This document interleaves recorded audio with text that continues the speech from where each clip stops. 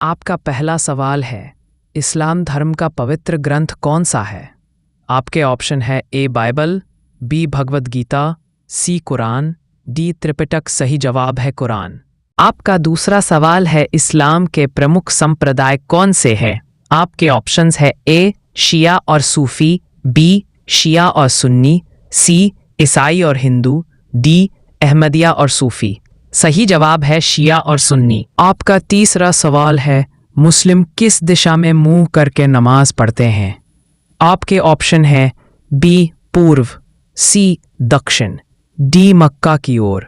D मक्का की ओर सही जवाब है मक्का की ओर। आपका चौथा सवाल है, हजरत मोहम्मद का जन्म कहाँ हुआ था? आपके ऑप्शन है ए मदीना, बी मक्का, सी बगदाद, डी काबुल। बी मक्का सही जवाब है।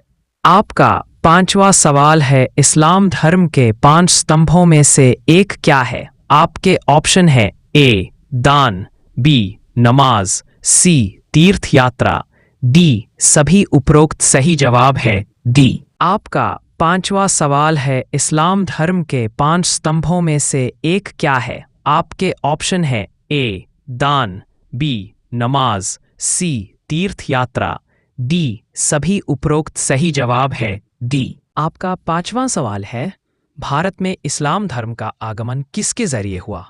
आपके ऑप्शन है ए तुर्कों के द्वारा, बी अरबों के द्वारा, सी पठानों के द्वारा, मंगोलों के द्वारा।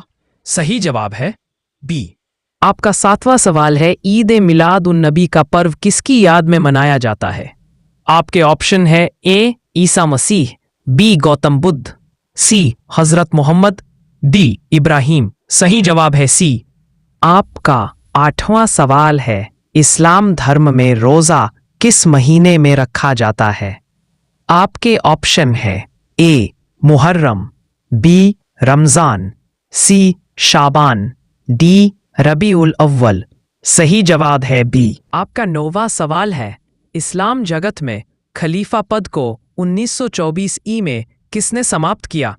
आपके ऑप्शन है ए अब्दुल्ला, बी मुस्तफ़ा कमाल पाशा, सी महमूद गजनवी, डी अलाउद्दीन खिलजी। सही जवाब है बी।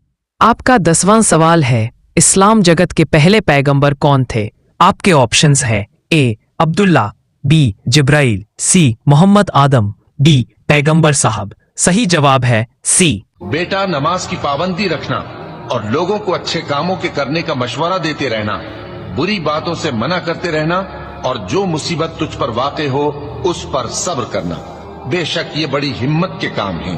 और तकब्बुर करते हुए लोगों के सामने गाल न फुलाना और जमीन में अकड़ कर न चलना, इसलिए कि अल्लाह किसी इतराने वाले शेख खोरे को पसंद नहीं करता। और अपनी चाल में एतदाल किए रहना और बोलते वक्त जरा आवाज नीची रखना, क्योंकि बहुत ऊंची आवाज गधों की सी है और कुछ शक नहीं कि सबसे बुरी आवाज गधों की होती है।